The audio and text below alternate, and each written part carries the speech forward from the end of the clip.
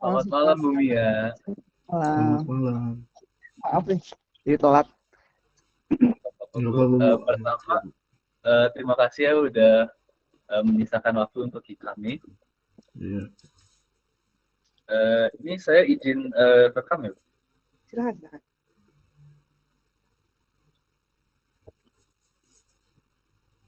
Jadi tugasnya apa, Delo? Analisis dan perancangan sistem informasi. Nanti pas essentially itu kita mau interview sebuah bisnis, Hmm. terus kita mau mencari tahu apa kekurangan atau ada trouble di situ di salah Hmm. satu proses mereka. Kita ingin eh, mengembangkan suatu sistem informasi yang bisa membantu uh, kekurangan itu. Oke. Berarti Delon harus tahu bisnisnya kita apa dulu ya? Berarti. Ya, Kok tutup? Maaf. Saya coba presentasiin deh. ACI itu kayak apa?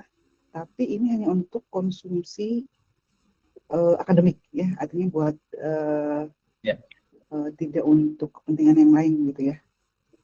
Saya jelasin dulu aja, nanti mungkin baru setelah saya jelaskan, nanti Delon bisa atau Restu bisa bertanya yang sesuai dengan Boleh. kebutuhan.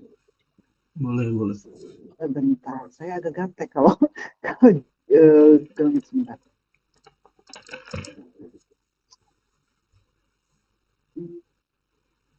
Sebentar ya.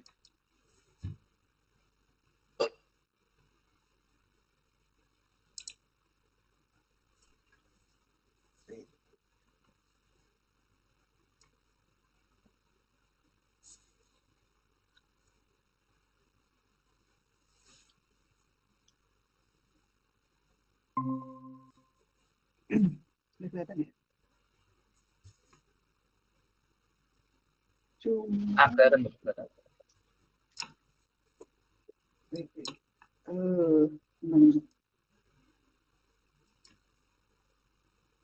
Karena ini ceritanya untuk membesarkan.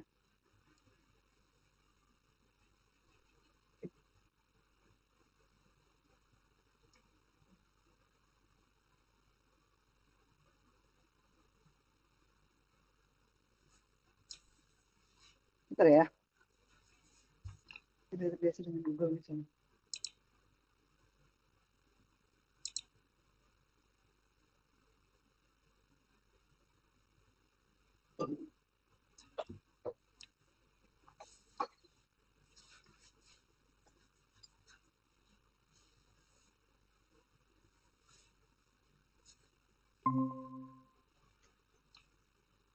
Ya, udah kelihatan ya? Ya, kelihatan. Oke.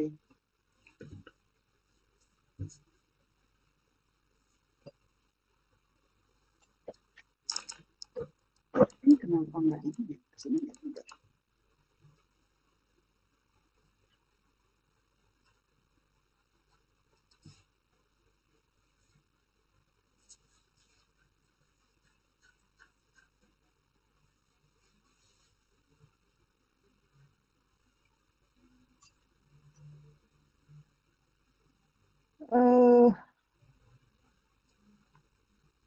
Oke, kelihatan ya?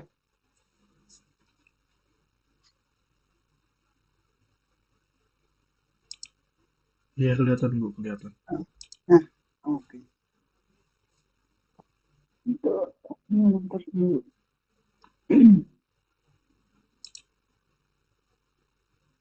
Ininya kok lama ya muternya?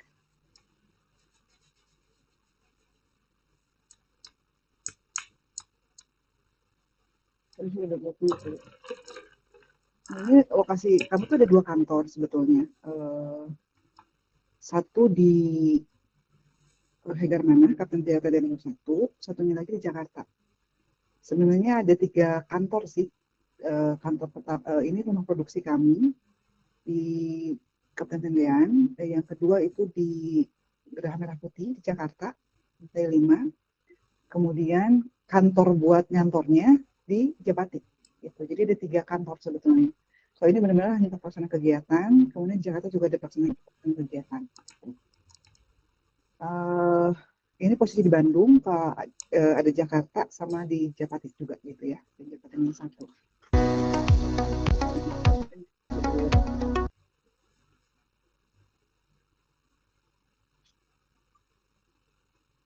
Kayaknya jaringannya tidak, intinya ada ruangan-ruangan dan sebagainya lah untuk pelaksanaan kegiatan.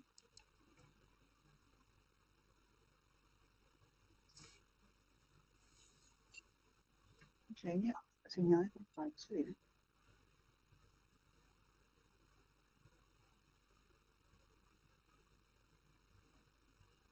Eh,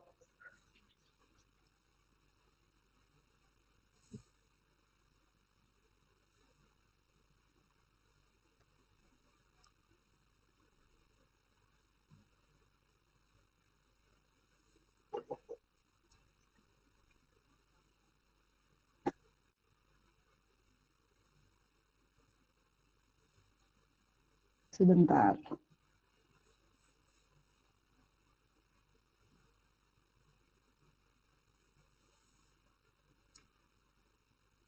Boleh sambil nanya-nanya, boleh? Saya bantu tayangan lagi sambil saya dengerin. Boleh, Kak? Ini memang harusnya saya jelasin dulu, tapi boleh silahkan nanya aja dulu. Sorry banget. Sambil saya mencoba untuk, ini macet soalnya. Silahkan kalau mau ada yang mau tanyakan dulu. Sambil saya menunggu. Mungkin sebelum Ibu bakal presentasi bisa jelaskan secara kilas apa yang di-provide oleh ACI itu. Yang di-provide oleh kami, sebetulnya kami itu bagian dari Human Capital Management-nya Telkom. Nah, kami itu memberikan layanan jasa assessment dan development untuk soft skill sifatnya. Nah, latar belakang kami sebetulnya lebih banyak layanan itu lebih ke assessment sebetulnya, jasa layanan utamanya. Nah, kemudian selain juga tadi development ya, kalau assessment itu macam-macam. Assessment-nya biasanya assessment yang terkait dengan soft skill, seperti misalnya assessment kompetensi leadership misalnya, atau misalnya kalau misalnya ada seleksi buat karyawan gitu. Seleksi karyawan ini intinya sih assessment and development, assessment-nya tapi ke arah soft skill. Apa aja yang di assess lebih ke jasa-jasa yang terkait dengan kompetensi leadership misalnya, atau misalnya kalau kita misalnya pengen seleksi pegawai baru gitu, kira-kira apa. Jadi sebagian besar dari kami adalah latar belakang pendidikannya psikologi gitu. Jadi memang layanan-layanan yang sifatnya terkait dengan layanan assessment soft skill tadi ya, mau tentang leadership, mau tentang terkait dengan misalnya psikotes gitu, seperti itu kita ngasih layanan seperti itu. Nah, kemudian untuk development itu juga terkait dengan produk-produk yang terkait dengan pengembangan soft skill, entah itu leadership, entah itu pengembangan karakter, seperti itu. Ataupun misalnya terkait dengan pasca assessment itu kan ada ketemu strength-nya, weakness-nya. Nah, pas weakness-nya itu kita bisa kembangkan dengan program-program yang diberikan oleh kami. Nah, dalam proses assessment itu juga kan ada hasil yang kami berikan kan. Nah, ini juga kami memberikan layanan feedback terhadap hasil dari assessment yang kita lakukan gitu. Nah, kemudian karena latar belakang pendidikan kami psikologi gitu, dan banyak juga psikolog gitu, jadi ada layanan psikologi yang kami berikan gitu, karena kalau di BUMN itu ada kewajiban untuk membangun well-being bagi karyawan gitu, bagian dari programnya BUMN. Jadi kami sebagai yang memberikan layanan psikologi gitu ya, jadi ada juga layanan yang sifatnya untuk mental health gitu, misalnya untuk konseling gitu ya, kemudian juga untuk coaching itu juga kami yang menyelenggarakan, seperti itu sih kurang lebih. Nah, layanan ini tidak hanya sifatnya untuk internal, tapi juga untuk eksternal. Jadi kami melayani tidak hanya Telkom, tapi juga melayani yang lain gitu ya, perusahaan-perusahaan lain, seperti itu. Silahkan kalau ada yang mau tanyakan lagi. Ini Ibu itu manage-nya itu buat untuk Telkom Bandung dan Jakarta doang atau untuk semua? Telkom se-Indonesia Raya dan Telkom Group. Hmm. Telkom Group, Telkom secara nasional, Telkom Group. Telkom Group itu kan Telkom itu kan punya beberapa anak perusahaan kan, kayak Telkomsel misalnya, atau misalnya Bitratel gitu, dan seterusnya. Saya coba buka lagi presentasinya, nanti bisa kelihatan jelas. Gitu. Jadi semua termasuk juga BUMN lain. Jadi Assessment Center Indonesia itu merupakan pionir. Kita berdiri tahun tahun 1990 gitu ya, si unit ini gitu ya. Diresmikan gitu tahun 1990. Jadi udah dan merupakan pionir pionir yang menyelenggarakan assessment center pertama di Indonesia gitu. Nah, jadi nanti bisa di search di kalau misalnya assessment center di Indonesia pasti keluarnya assessment center Telkom pastinya gitu. Karena kita merupakan pionir yang awal mengaplikasikan metode assessment center di Indonesia gitu. Nah, kami memberikan layanan tidak hanya Telkom, tapi juga buat BUMN lain, buat ASN juga, buat swasta juga gitu seperti itu. Dan kami adalah provider yang terpilih oleh Kementerian BUMN untuk menyelenggarakan proses assessment di seluruh BUMN di Indonesia lah gitu. Ada 8 provider gitu ya yang ditunjuk gitu ya. Selain kami juga yang lain itu swasta gitu. Yang lain konsultan-konsultan BPPM, ada sih LMUI juga ada. LMUI gitu, kemudian DDI, SHL gitu seperti itu. Jadi kami adalah salah satu dari 8 provider yang sudah melewati seleksi ketat, sudah melewati proses tender gitu ya, yang dilakukan oleh BUMN, menjadi vendor yang salah satu vendor yang bisa dipilih gitu ya ketika misalnya kalau misalnya seorang direktur BUMN sebelum Danantara ya itu wajib untuk mengikuti assessment center ini gitu. Dia baru bisa naik menjadi direktur ketika dinyatakan lulus gitu. Jadi sebagai salah satu bagian dari persyaratan yang harus dipenuhi ketika misalnya dia menjadi seorang direksi BUMN. Walaupun bukan satu-satunya ya, masih ada yang lain.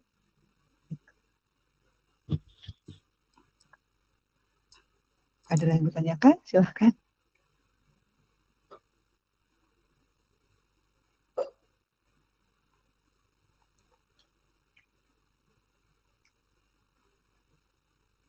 Mungkin untuk sekarang untuk proses-proses assessment sama development yang Ibu dan ECI offer itu menggunakan software apa aja?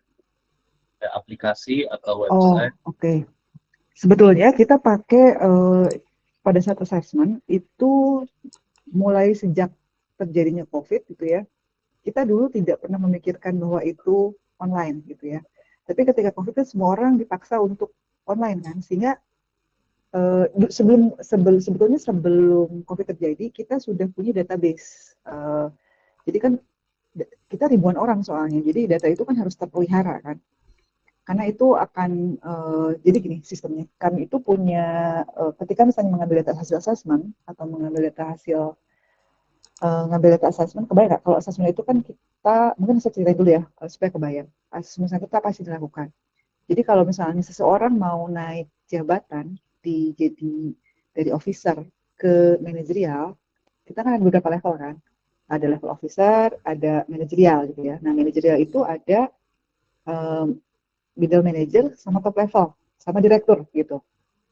Nah, kalau misalnya dari officer ke middle manager atau middle manager ke top level atau top level ke direktur, kalau di Telkom aturannya assessment itu adalah salah satu data yang menjadi pertimbangan gitu. Jadi kalau orang itu menaik jabatan, orang itu harus ikut assessment center dulu gitu. Selain juga ada data yang lain ya seperti bisa disampaikan tadi bahwa ada data lain yang dipertimbangkan sebelum orang itu naik ke posisi gitu. Karena assessment center ini memprediksikan kemampuan menjadi seseorang di posisi yang akan datang gitu. Kalau sekarang misalnya manajerial, sekarang misalnya di posisi manajer, nanti di assessment-nya untuk top level gitu, seperti itu. Nah, tentunya kami membutuhkan kan butuh database gitu ya. Kenapa? Karena data ini akan diintegrasikan dengan sistem sekian ribu orang gitu ya. Jadi nggak mungkin data itu sifatnya manual gitu ya. Dari sebelum COVID kita sudah memang memasukkan data itu ke dalam aplikasi. Namanya apa namanya? Jadi lupa ya. Ada Virastium, ada aplikasi base database-nya namanya apa ya? Aku lupa. Jadi kita menyimpan semua ada di Asistium sama di Virastium, di Virastium lah. Jadi kita punya database, di situ kita bisa ngelihat ada mulai dari misalnya kita apa namanya, ketika prosesnya itu terjadi, ketika proses assessment, saya kan sampaikan tadi bahwa mulai semenjak COVID, jadi sebelum proses apa namanya COVID terjadi, sebetulnya penyimpanan database hasil assessment itu sudah kami simpan ke dalam secara digital gitu ya. Mulai dari berkembang, mulai dari awalnya apa namanya, semua catatan asesor, karena kan yang namanya assessment center itu metodologinya kita harus mencatat secara apa namanya verbatim gitu ya. Jadi semua catatan itu didokumentasikan ada di dalam si aplikasi database tersebut gitu ya. Mulai dari kapan, tanggal pelaksanaan, simulasinya apa saja, itu udah ada di database gitu, seperti itu. Jadi proses approval-nya pun sudah secara apa namanya soft copy gitu ya. Jadi asesor nanti mengisi misalnya angkanya berapa, kemudian nanti ada proses approval ke apa namanya ke yang jadi project manajernya, dari project manager ke manajer, dari manajer nanti ke GM gitu. Jadi ada proses approval berjenjang. Nanti setelah setelah approval berjenjang ini, kemudian nanti akan masuk ke, jika misalnya sudah selesai, kita akan masuk ke sistem informasinya Telkomsel keseluruhan, ke pengelolaan human capital. Jadi di Telkom itu kan ada sistem Ingenium namanya. Jadi akan send to Ingenium gitu. Jadi si data-data itu juga masuk ke sistemnya Telkom gitu. Jadi datanya ada di kita, dan ketika misalnya itu udah proses approval, dia masuk ke Ingenium. Jadi untuk pengelola HC itu bisa membantu datanya gitu. Berapa dia masuk kategori apa? Karena data itu nanti akan dipakai untuk misalnya ada promosi nih untuk jabatan tertentu misalnya. Dipanggil data assessment-nya, dilihat data-data yang lain gitu, seperti itu. Sama dengan program development juga gitu. Jadi di dalam development itu juga ada project gitu. Jadi setiap kegiatan itu pasti selalu ada project. Ada project-project yang kita dibikin gitu. Nah, kita bisa tahu nama peserta, kita bisa tahu kapan. Jadi intinya ada database bahwa setelah itu karyawan Telkom udah ikut apa aja sih di di program pengaman kita gitu. Laporannya juga udah di situ semua gitu.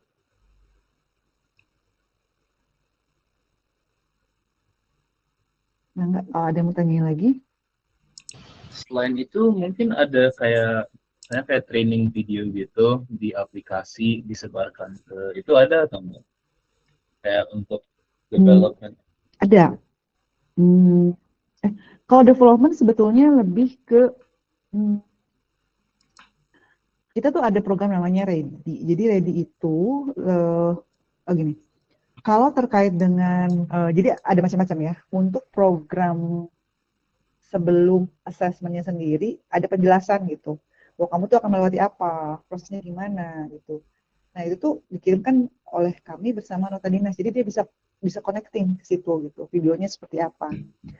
Nah, kalau mengenai pengembangan sebetulnya lebih ke pasca assessment itu kan ada pengembangan kompetensi itu. Nah, supaya mereka yang namanya pengembangan itu kan 10-20-70 ya. 10% di kelas, 20% itu lewat relational base, yang 70% itu justru di bagaimana dia mengaplikasikan itu di keseharian.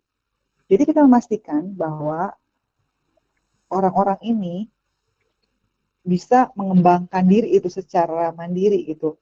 Jadi di Telkom itu ada program untuk youth dan women leadership gitu. Jadi dari awal orang-orang itu sudah disiapkan untuk menjadi leader gitu ya. Targetnya adalah youth leader sama women gitu ya. Jadi ada beberapa project yang kita itu udah bikin gitu. Ini orang dipanggil, jadi dia diminta untuk mempersiapkan diri gitu loh. Jadi ada berapa bulan gitu. Jadi ada project-project yang harus mereka isi gitu loh, seperti itu sih kalau di dalam development. Tapi kalau video sendiri untuk pengembangan eh, itu kita kan ada corporate university juga. Jadi karena korpu itu punya sistem yang lebih bagus dibandingkan kita untuk pembelajaran, kita titipin gitu loh ke si korpu gitu. Ini kita punya tadi saya bilang bahwa yang pembekalan sebelum assessment kita titipkan tuh ke korpu gitu. Jadi mereka bisa buka linknya gitu seperti itu. Itu juga sama kalau kita bikin kelas-kelas webinar gitu ya. Jadi di Telkom juga ada kelas-kelas webinar gitu ya. Nah, kita mencoba untuk kita menitipkan materi kita ke korpu gitu. Kenapa di korpu gitu dititipkannya karena di kita tuh ada target learning hours gitu. Nah, supaya itu menjadi hitungan buat learning hours, karena learning hours itu yang pegang korpu bukan kita. Jadi semua unit itu punya kewajiban untuk punya berapa learning hours, untuk punya target sebagai target manajemen gitu. Nah, kita naruh video di situ, nanti diakses gitu sama si karyawan, nanti akan tercatat. Kenapa di korpu? Karena mereka punya pencatatan yang lebih bagus dan kita nggak punya segitu gitu. Seperti itu. Itu mungkin. Bu, maaf, satu pertanyaan. Ibu di ACI itu ada di dalam talent recruitment atau bukan? Atau itu di luar? Ada. Jadi gini, kita itu kayaknya saya mesti presentasi di produk-produknya ya, supaya kegambar, kasihan soalnya nanti. Bentar ya, itu coba dulu.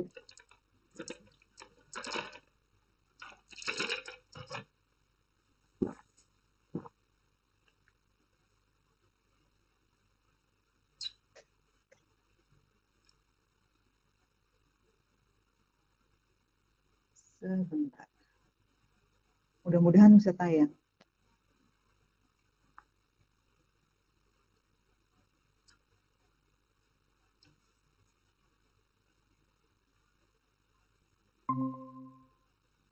Udah kelihatan sekarang ya? Nah, kelihatan. Oke. Jadi posisi ACI di organisasi CM itu seperti ini ya. Jadi kita itu di bawah langsung Direktur Human Capital Management. Di bawah Direktur Human Capital Management itu ada SGM, Human Capital Strategic Partner, ada Human Capital Service Operation gitu ya. Ada terkait dengan kita sudah bilang Telkom Corporate University. Ini ada Assessment Center Indonesia, ada SGM Social Responsibility gitu ya. Nah, ini beda-beda fungsi sih. Kalau strategic partner sama service operation itu lebih ke pengelola human capital gitu loh. Kalau korpu lebih ke kalau pelatihan dan pengembangan buat karyawan Telkom itu biasanya yang menyelenggarakan si Telkom Korpu ini. Nah, kita Assessment Center Indonesia yang menyelenggarakan assessment and development. Gitu. Tapi soft skill. Bedanya kalau dengan Telkom Korpu, Telkom Korpu ini lebih ke hard skill, kalau assessment center lebih ke soft skill-nya gitu. Seperti itu. Nah, berikutnya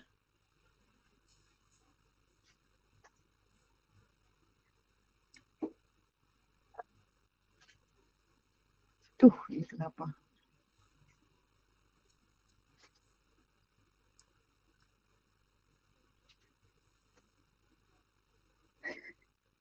Aduh, maaf. Desktop saya deh, masukin lagi ini. Nah, produknya kita itu ada beberapa produk. Sebentar.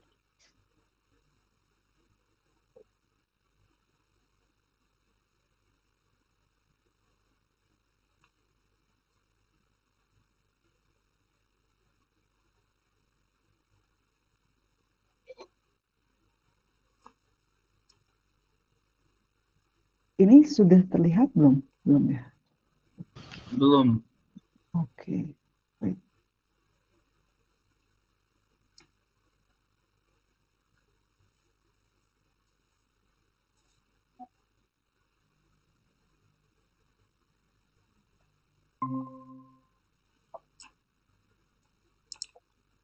Nah, ini struktur organisasi ACI gitu ya. Jadi ada di sini ada business support, ada operational support, ada development management, kemudian ada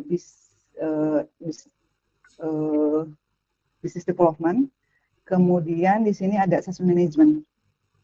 Ini ada GM assessment management yang mengolah kegiatan semua assessment di ACI gitu ya. Jadi kita support Telkom untuk misalnya kalau kita ada Telkom ada seleksi yang tadi sebagai event organizer-nya itu HCSO tadi. Tapi kita yang menyelenggarakan atau misalnya materi seleksinya apa gitu. Kemudian kalau pewawancaranya siapa gitu. Jadi kita menyediakan kontennya gitu. Itu untuk seleksi.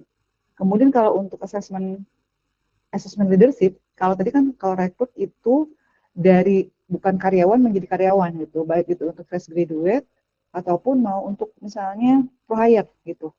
Pro hire itu berarti orang yang punya pengalaman terus masuk gitu nih. Kita yang melakukan assessment-nya gitu nih, orang cocok nggak, bisa nggak masuk di Telkom gitu. Dan ini tidak hanya untuk Telkom saja, tapi juga untuk anak perusahaan juga gitu. Dan organisasi lain jika membutuhkan gitu. Nah ini adanya di GM Assessment. Kalau GM Development itu yang tadi saya bilang ada produk setelah pasca assessment ada program pengembangan. Kemudian kalau SM Business Development ini lebih ke mengawal apa pencapaian, mengawal bisnis ke depan ACI mau kayak gimana gitu, seperti itu. Ada juga customer relation gitu. Jadi karena kita melayani internal dan eksternal, walaupun kita bukan profit center, kita lebih ke support center gitu, lebih ke cost center sebetulnya. Tapi karena kita punya kapabilitas yang tadi saya cerita, assessment center itu merupakan pelopor di Indonesia. Jadi banyak yang bukan banyak sih, ada permintaan-permintaan eksternal yang masuk ke kita gitu, di lembaga-lembaga strategis, lembaga pendidikan dan sebagainya gitu. Jadi kita butuh relationship management. Jadi ada manajer customer service gitu. Dan kemudian kalau terkait dengan yang di sini ada operational support, ini terkait dengan pengelolaan keuangan, penjadwalan itu di sini. Oh saya lupa ya. Jadi kalau di aplikasi apa sih yang digunakan di ACI? Pertama untuk assessment management sendiri. Di assessment management sendiri ini ada tadi ada Virastium gitu ya. Ada Virastium, kemudian ada aplikasi database-nya gitu. Kemudian kalau GM Development juga sama, kita pakai platformnya gedenya gitu. Di situ ada untuk program development dan assessment gitu. Nah, setelah itu untuk si program, kan ketika kita melakukan kegiatan itu harus ada penjadwalan kan. Nah, untuk penjadwalan itu si operational support ini yang punya aplikasi sendiri gitu.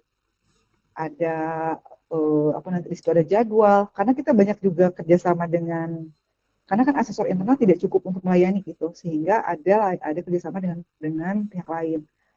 Nah untuk plotting jadwal ini pakai di aplikasi untuk mengatur penjadwalan.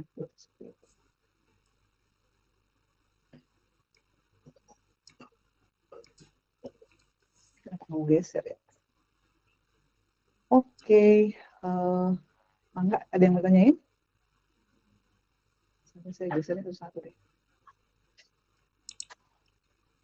Oke Bu, saya mau nanya, dari proses-proses tadi, menurut Ibu bagian mana sih yang sering terjadi kendala atau rentan banget dengan kesalahan gitu? Kalau rentan sama kesalahan, sebetulnya itu sudah kita antisipasi dengan, makanya kenapa dulu karena kan ada perjenjang gitu ya. Jadi kalau rekomendasi si aplikasi ini kan ketika misalnya kita ngasih assessment nih, biasanya kita ngitung nih rekomendasinya apa, misalnya dari sekian kompetensi kali yang lulus itu berapa, itu tuh sudah ada aplikasinya. Jadi itu sudah kita minimize sebetulnya gitu. Kayak gitu sih, justru yang kita butuhkan itu adalah bagaimana mempercepat proses pengambilan data, misalnya seperti itu. Nah, saat ini kami sedang berupaya untuk memanfaatkan artificial intelligence untuk bisa mempercepat proses meeting asesor misalnya, atau mempercepat proses pengambilan data gitu. Seperti itu. Jadi kalau dari mekanismenya sendiri sebetulnya udah rapi ya. Database ada gitu. Kayak gitu sih kayaknya udah cukup apa ya, meminimalkan kesalahan gitu seperti itu. Kalau dulu kan kita ngisi misalnya zaman dulu banget gitu ya, pakai Excel kan pasti banyak salah dan sebagainya. Sehingga sekarang udah database udah gampang gitu loh. Lebih seperti itu sih. Jadi tinggal kita nggak masukin misalnya rumusnya apa, nanti tinggal masuk itu klik si rekomendasi. Itu sih. Jadi lebih ke pemanfaatan artificial intelligence untuk lebih mempersingkat proses assessment meeting gitu. Kayak gitu sih.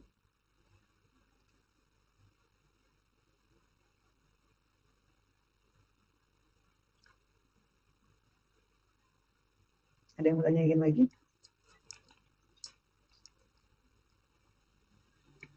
Ini udah kelihatan.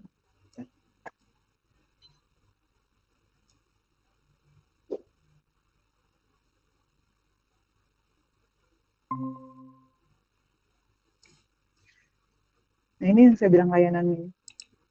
Jadi memang kenapa kita punya bisa apa namanya mengembangkan sistem gitu, karena memang di bagian kami itu ada bagian IT memang yang berfungsi untuk mensupport aplikasi-aplikasi yang dibutuhkan oleh ACI.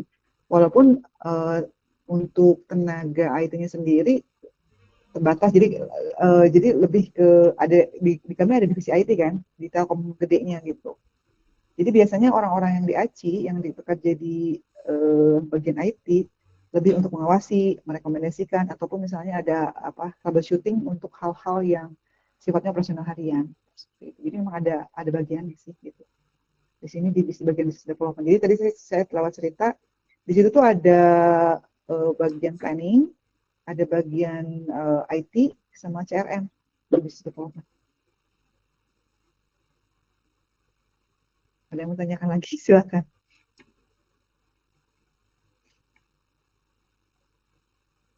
Ini saya nggak tahu kenapa nggak bisa pindah-pindah halaman.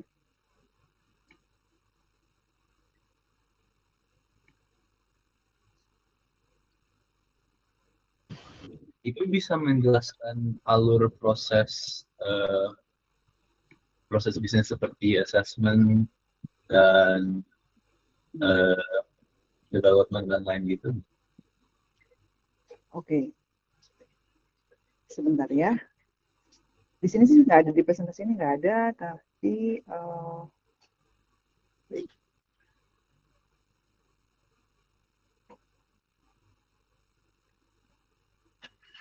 jadi ketika ada permintaan datang gitu ya, tadi kan bisa ngelihat ya ada beberapa bagian.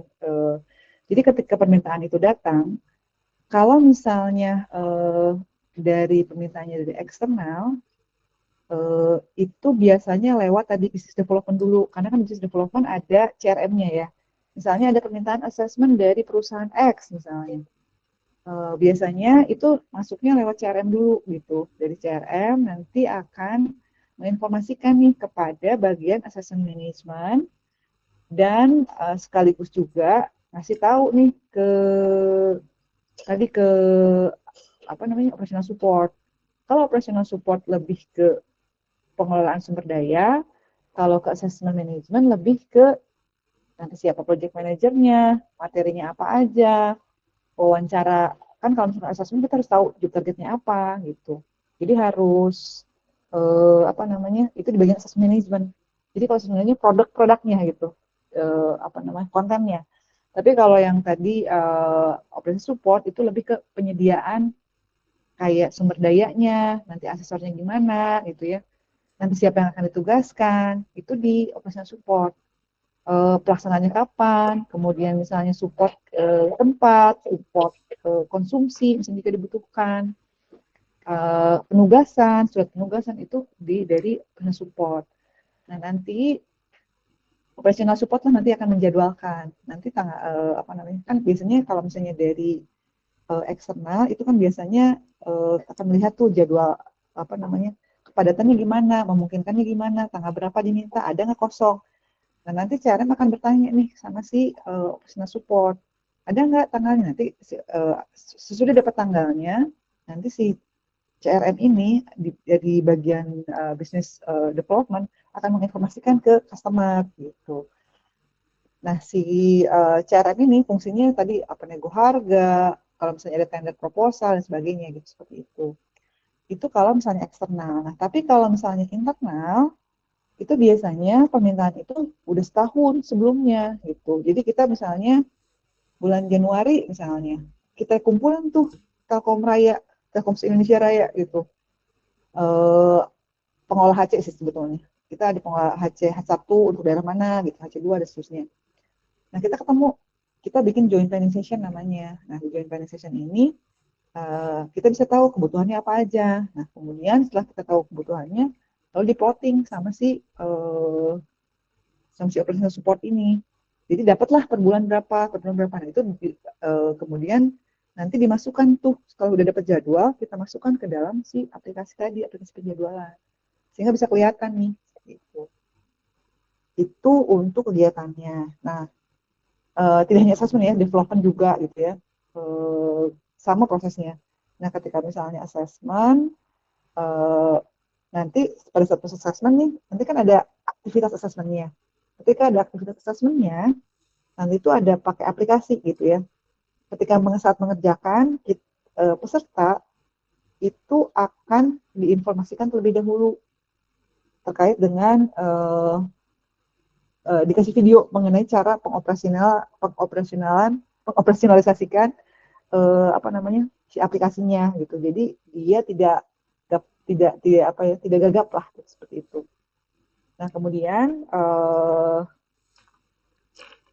nanti dari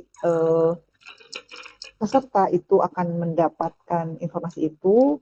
Kemudian dalam setiap aktivitas itu nanti akan selalu ada project manager.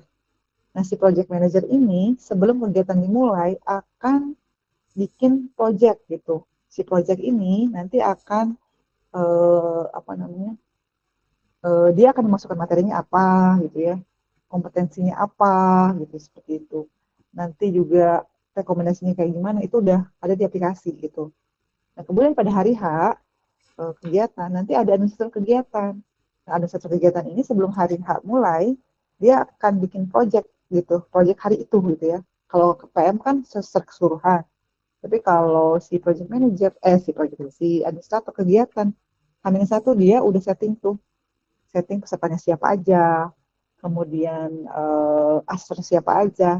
Kan ketika assessment kan assessment center kan multi asesor sama multi metode. Jadi dia nanti pada saat peserta ikut assessment, dia akan melewati beberapa simulasi gitu ya. Di dalam simulasi itu, dia akan ketemu beberapa asesor si pesertanya. Nah, nanti itu dimappingkan, si peserta ini akan ketemu sama asesor ini, seperti itu. Nah, kemudian dari situ, dari aplikasi itu juga menentukan si A akan ketemu, peserta A akan ketemu dengan asesor B misalnya. Nanti di simulasi 2 misalnya asesor A ini akan ketemu dengan peserta A ini akan ketemu asesor C misalnya, seperti itu. Jadi sudah ada di aplikasinya. Nah, setelah itu, setelah kegiatan berlangsung, lalu asesor melakukan asesor meeting berdasarkan hasil tadi. Nah, setelah hasil tadi itu kemudian dapatlah ratingnya berapa. Nah, kemudian asesor bikin reportnya juga di situ gitu. Seperti itu. Jadi semuanya itu udah di aplikasi gitu. Itu sih proses bisnisnya mungkin. Kalau development sama sebetulnya nanti akan ada misalnya ada feedbacknya buat berapa orang misalnya, nanti orang-orang yang masuk situ misalnya. Nanti kemudian ada jadwal. Nah, ada jadwalnya. Kan kalau hasil feedback itu berdasarkan hasil assessment. Jadi nanti yang memberikan feedback akan bisa tadi kan asesor udah masukin tuh laporannya. Karena kan kita ngasih feedback berdasarkan hasil assessment.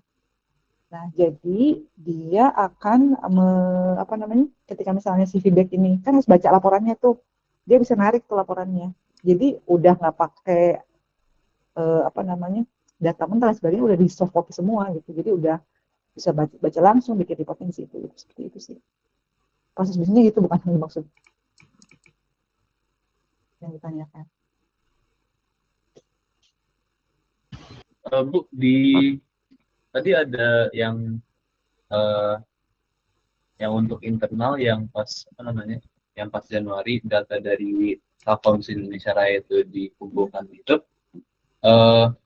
itu pengambilan datanya itu dari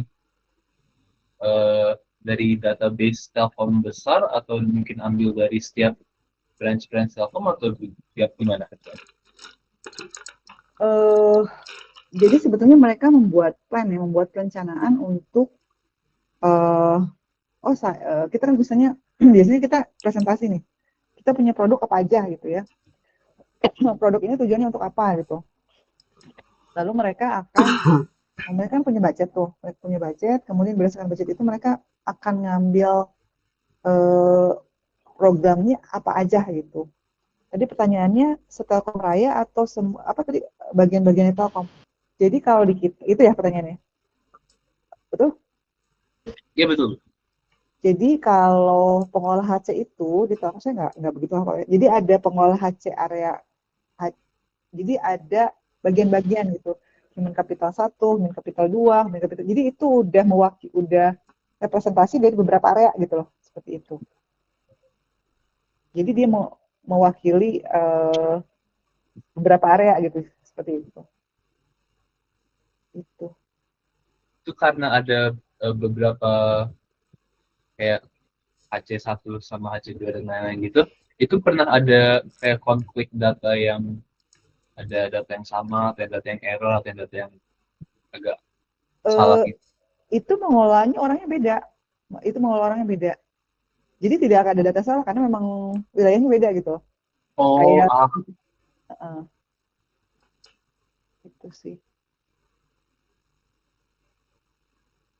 Dan itu nggak pernah ada kolaborasi antara wilayah gitu ya?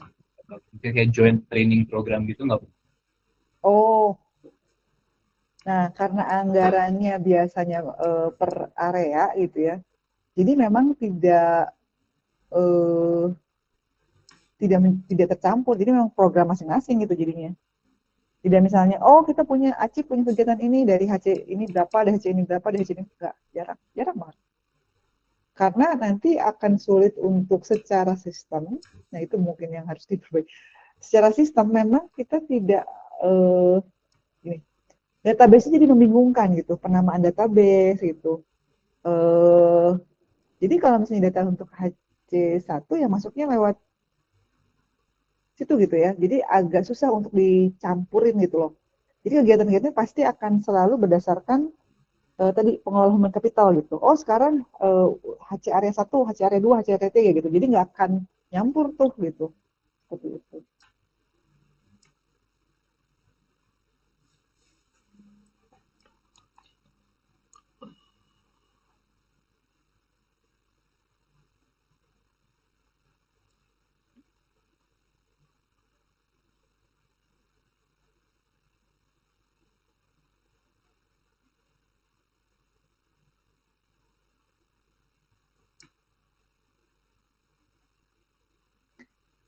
Kalian berapa orang sih satu kelompok? 3? Ada sebenarnya ada 5. Aku, Restu, Noval, Novel lagi sakit ya? Apa? Novel Iya, lagi sakit katanya. enak badan tadi nggak bisa join.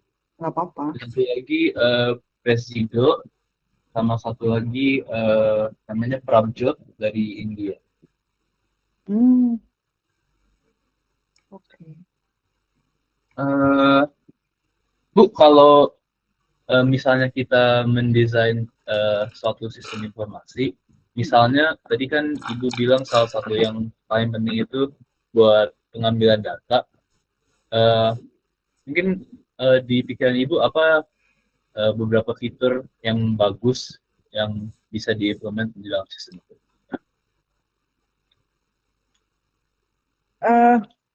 Apa ya? Yang paling dibutuhkan atau yang paling bisa dibilang menyebalkan saat alur proses bisnis yang agak repetitif atau yang kayak gitu yang bisa diperbaiki oleh satu sistem. Nah itu dia karena saya orang yang mengerjakan jadi mungkin nggak bisa ngelihat apa kurangnya. Kalau saya merasa kalau alur bisnisnya sih udah fine-fine aja gitu ya. Artinya proses selama ini sih merasanya sih sudah baik ya.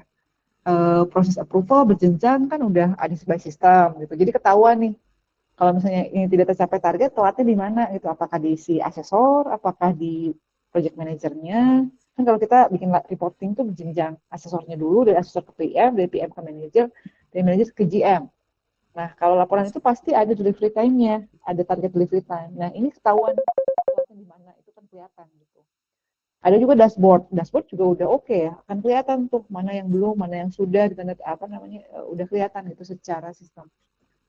Apalagi ya, lebih ke ini kali ya, bukan si sistemnya sih, lebih ke tampilan yang lebih user friendly mungkin. Karena kalau aplikasi apa namanya, eh kan orang antara paper base sama eh, sama tampilan di apa namanya, kalau kita pakai aplikasi itu tidak mencoret atau apa tuh nggak beda gitu loh. Nah itu mungkin yang lebih ke tampilan aja sih. Kalau si sistemnya, kebiasaan sih saya merasa bahwa oh ini sudah baik gitu. Maksudnya nggak yang apa namanya, tidak ada perlu perbaikan secara alur ya gitu. Yang perlu diperbaiki itu hal-hal yang seperti tampilan laporan, gimana membuat tampilan laporan lebih cantik gitu. Karena kan kalau aplikasi itu kaku ya, kalau apa namanya, kalau kita pakai aplikasi, kita pengen rubah ini gitu, kita pengen rubah ini tuh susahnya minta ampun gitu, karena si codingannya atau apanya tuh agak susah gitu loh.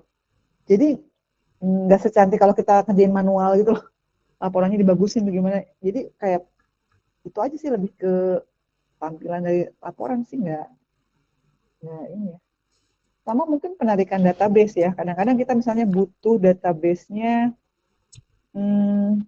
belum terintegrasi antara, karena bukan belum terintegrasi karena adanya juga PDP ya. Jadi kita juga nggak bisa ngakses data orang sembarangan gitu, perlindungan data pribadi. Jadi memang kalau misalnya kita mau mengolah data nih, kita mau bikin apa namanya, data analitik, itu agak susah gitu. Nah, misalnya kita mau mengkorelasikan antara hasil assessment dengan apa, dengan lamanya kerja di mana, itu nggak bisa gitu. Karena perlindungan data pribadi, jadi nggak bisa ngakses. Jadi benar-benar kita cuman data assessment doang gitu. Untuk melihat bahwa misalnya dia udah lama di mana, itu nggak bisa gitu, karena memang ada perlindungan data pribadi. Padahal itu datanya sangat kaya dan bisa kita, kalau kita misalnya mau melakukan data analitik itu bisa banget. Tapi memang ada bagian lain di Telkom yang memang punya wewenang untuk data gitu. Itu sih apa ya kekurangannya. Kalau saya sih rasanya lebih ke kekakuan dari tadi, kekakuan misalnya untuk laporan. Jadi kalau misalnya ada perubahan di satu titik, itu akan ngaruh ke yang lain gitu loh. Nggak bisa apa ya, bisa jadi senggol gitu. Itu yang suka rada, Wow. apa namanya, perubahan di satu sisi itu akan ngaruh ke yang lain gitu. Jadi kalau misalnya kita ada satu perubahan, harus dijagain banget tuh, yang mana tuh yang ada kemungkinan untuk berubah gitu. Itu sih mungkin kalau ada perubahan-perubahan. Misalnya aja, rekomendasi mau kita ubah. Nah kita, saya nggak tahu gimana, kadang itu suka ngaruh ke yang sebelumnya gitu, kayak gitu. Jadi itu gimana caranya mengikat itu gitu supaya perubahannya apa namanya,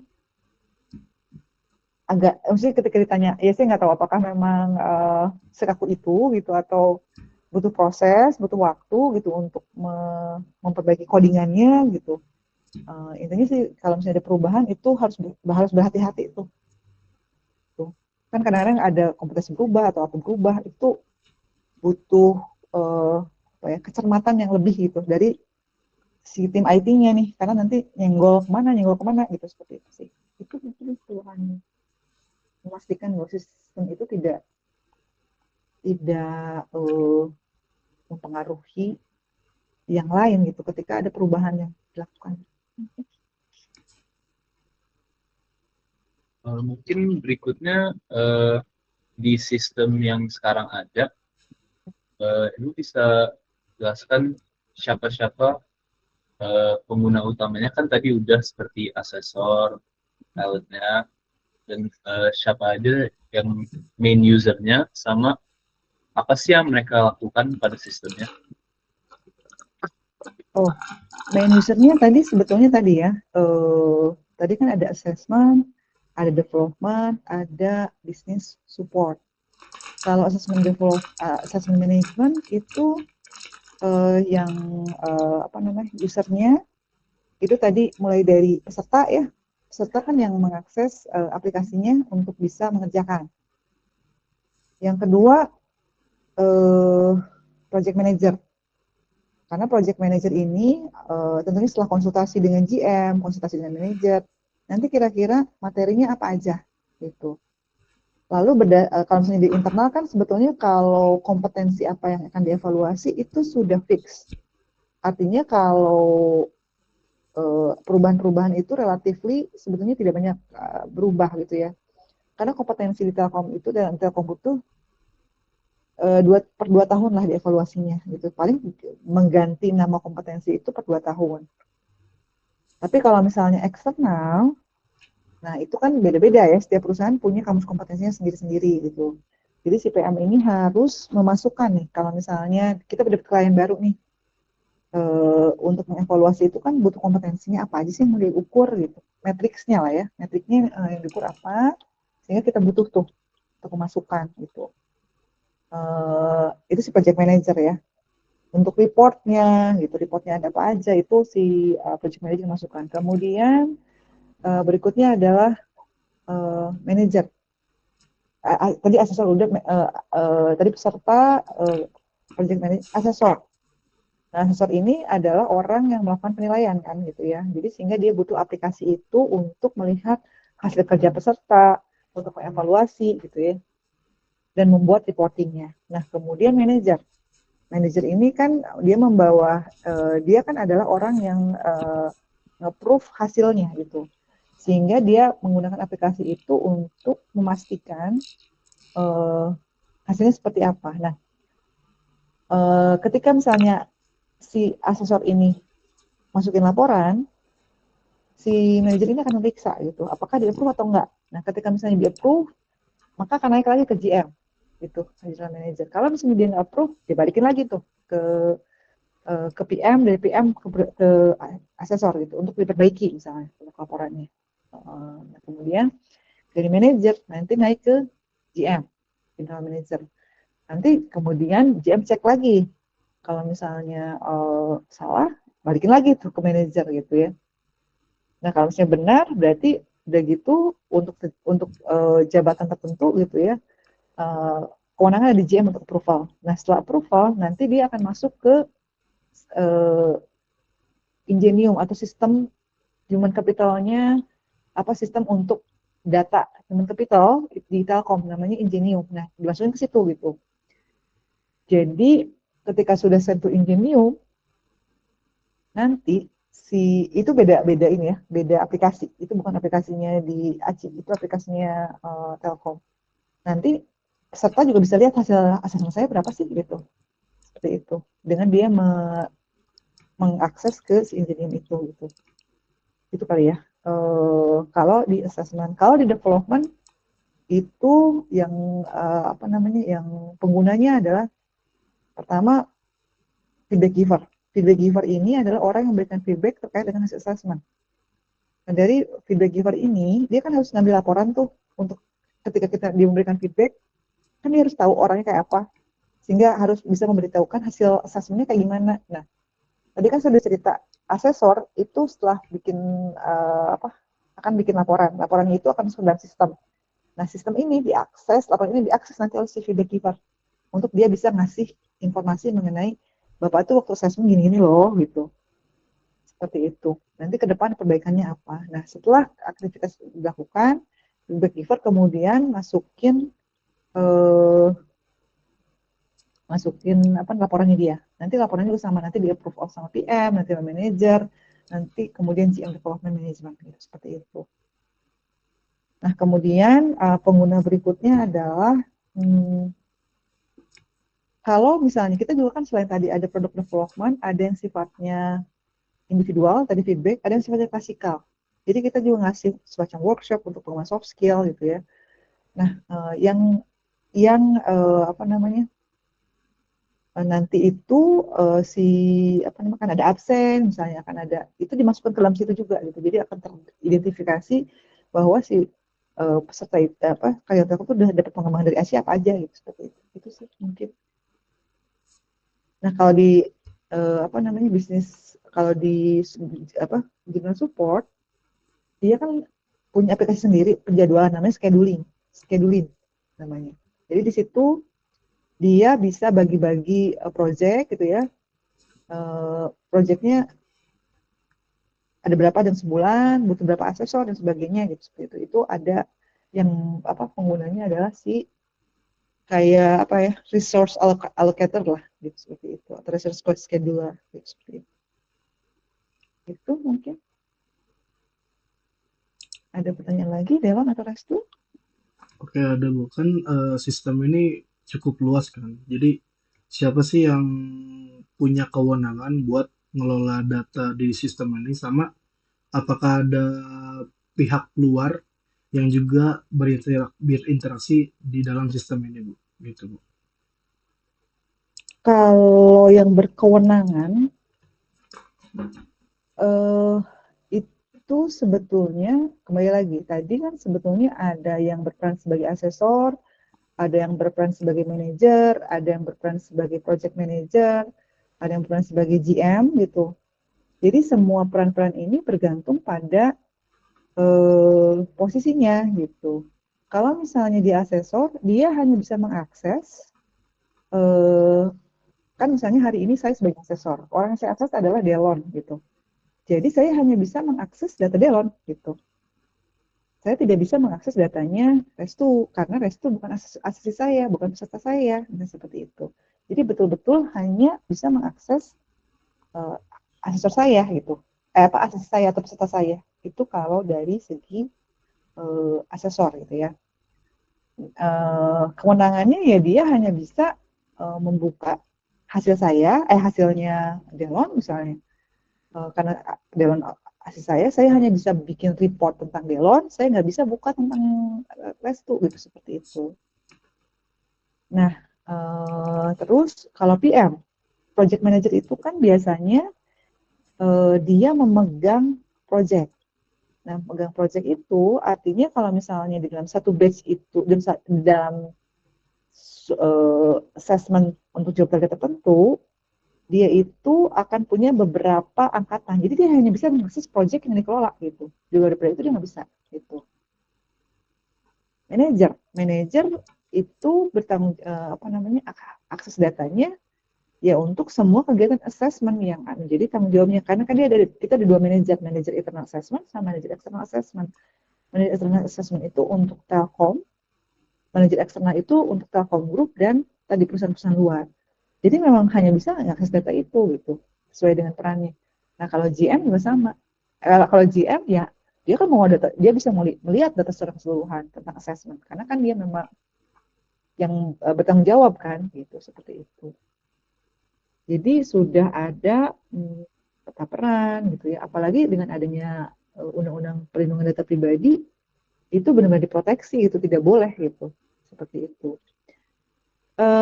Satu itu, yang kedua yang dapat akses memang ada tim IT tentunya ya. Tim IT karena memang dia kalau ada sesuatu tim IT juga dibagi gitu, yang mana yang dia pegang gitu, seperti itu sih. Ada yang bertanggung jawab di operasional harian, ada gitu, itu sih. Jadi sudah ada itunya masing-masing gitu, batas kewenangan dan sebagainya. Gitu. Terus mudah-mudahan terjawab.